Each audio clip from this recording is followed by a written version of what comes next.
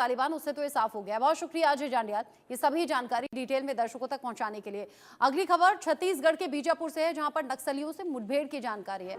मुठभेड़ जिसमें सुरक्षा बलों ने 3 नक्सलियों को ढेर कर दिया है। 3 नक्सलियों के शव बरामद कर लिए गए हैं। विस्फोटक इनके पास से मिला है, ऑटोमेटिक हथियार भी इनके पास से मिले हैं। विस्फोटक और ऑटोमेटिक हथियारों के साथ ही कामयाबी 3 नक्सलियों के ढेर करने को लेकर है। आपको याद दिला दें कि छत्तीसगढ़ में बीजापुर में पिछले ही दिनों जब सेना की गाड़ी पर हमला हुआ था, जवानों के शहीद होने की खबर आई थी, पूरा देश उससे गमगीन था।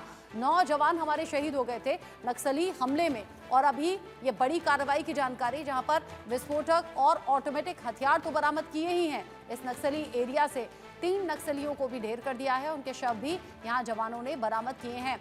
सुरक्षा बलों के लिए ये एक बड़ी कामयाबी कहा जा रहा है। नक्सलियों पर लगाम लगाने के लिए, उन्हें खत्म करने के लिए एक बड़ी कामयाबी के तौर पर भी देखा जा रहा है। हम देख रहे हैं कि नक्सलियों के खिलाफ जो बड़े ऑपरेशन अंजाम दिए जाते हैं, तो बड़ी संख्या में उनके जरिए सरेंडर भी होता है।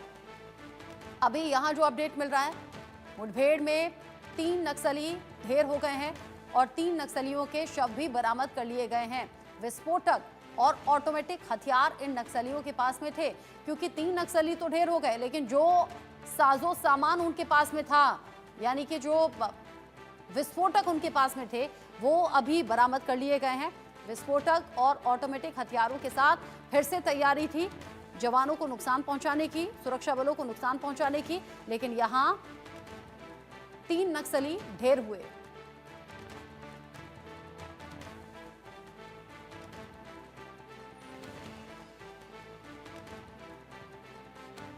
बड़ी खबर, बड़ा अपडेट छत्तीसगढ़ के बीजापुर से।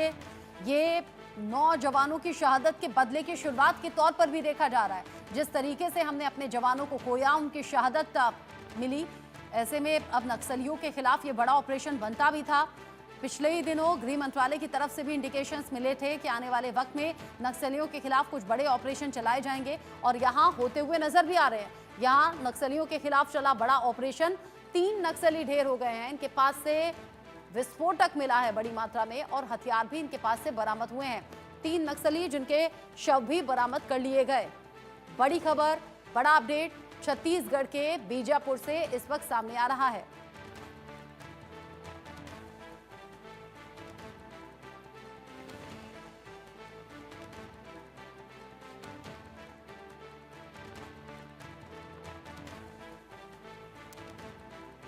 छत्तीसगढ़ के बीजापुर से नक्सलियों के खिलाफ ये बड़ा ऑपरेशन शुरू किया गया, जो सफलतापूर्वक अंजाम दिया भी गया है।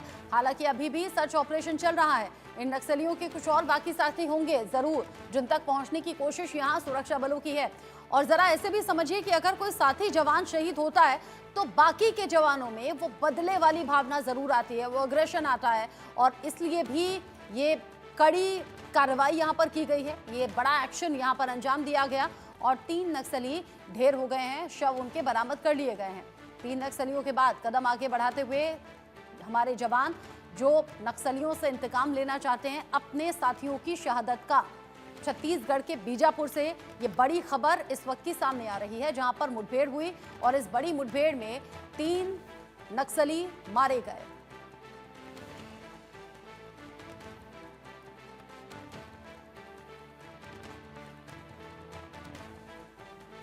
गौरव सिंह चंदेल इस खबर को लेकर ज्यादा अपडेट के साथ जुड़ गए हैं। गौरव, अभी हाल ही में जो शहादत हमारे जवानों की हुई, उसमें बदले की शुरुआत इसे कहा जा रहा है। 3 नक्सली ढेर हुए, अभी का ऑपरेशन क्या, अभी का अपडेट क्या?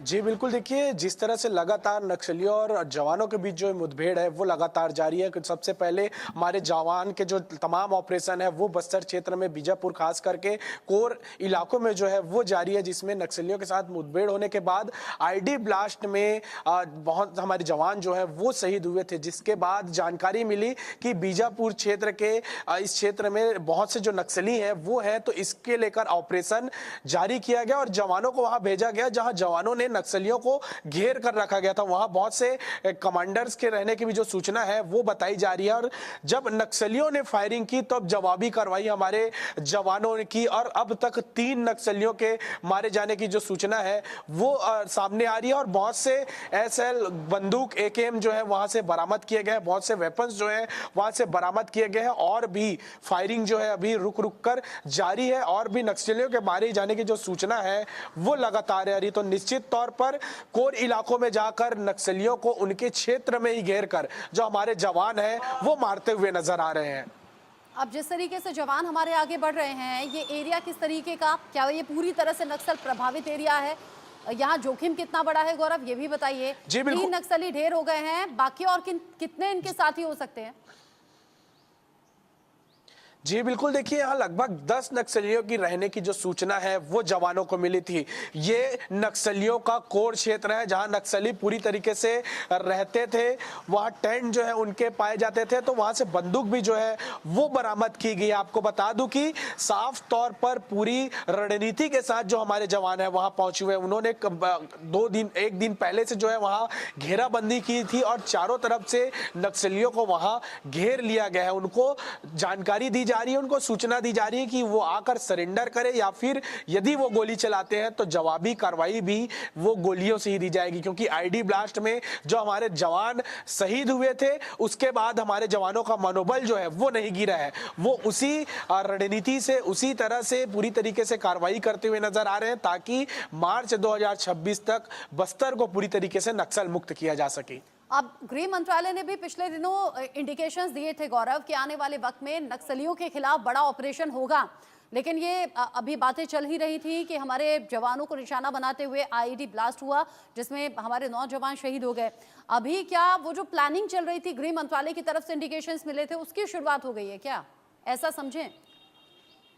जी बिल्कुल देखिए इसकी शुरुआत बहुत पहले से हो चुकी है। नक्सलियों को हर तरफ से मौका दिया जा रहा है। नक्सलियों को साफ तौर पर कहा जा रहा है कि वो मुख्य धारा से आकर जुड़े, उन्हें सारी सुविधाएं जो है उनको सरकार के तरफ से दी जाएगी। सरकार के तरफ से उन्हें घर दिया जाएगा, उन्हें जमीन दी जाएगी, उन्हें पैसा दिया जाएगा, उन्हें नौकरी दी जाएगी, यहाँ तक कि जो इनाम उनके सर पर है वो पैसे भी उन्हीं को दिए जाएंगे। तो उनको मुख्य धारा से जुड़ने के लिए सरकार के तरफ से तमाम योजनाएं चलाई जा रही है। लेकिन उसके बाद भी यदि वो बस्तर क्षेत्र के विकास में रोड़ा बनते हैं, वे गोलियों को चुनते हैं, तो उनको जवाब भी उसी तरीके से दिया जाएगा। किसी भी तरह से हमारे जवान जो है वो पीछे हटने वाले नहीं है। आपको बता दूं कि अभी हाल ही में बहुत से नक्सलियों ने आत्मसमर्पण किया। उनमें से 8 से ज्यादा नक्सलियों पर 5 लाख के इनाम थे, 2 नक्सलियों पर 8-8 लाख के इनाम थे। उनको वो रकम दी गई, उनको मुख्य धारा से जोड़ा गया, उनको मुख्यालय में बैठाकर खाना खिलाया गया था। तो उनको पूरी तरीके से सम्मान के साथ मुख्य धारा से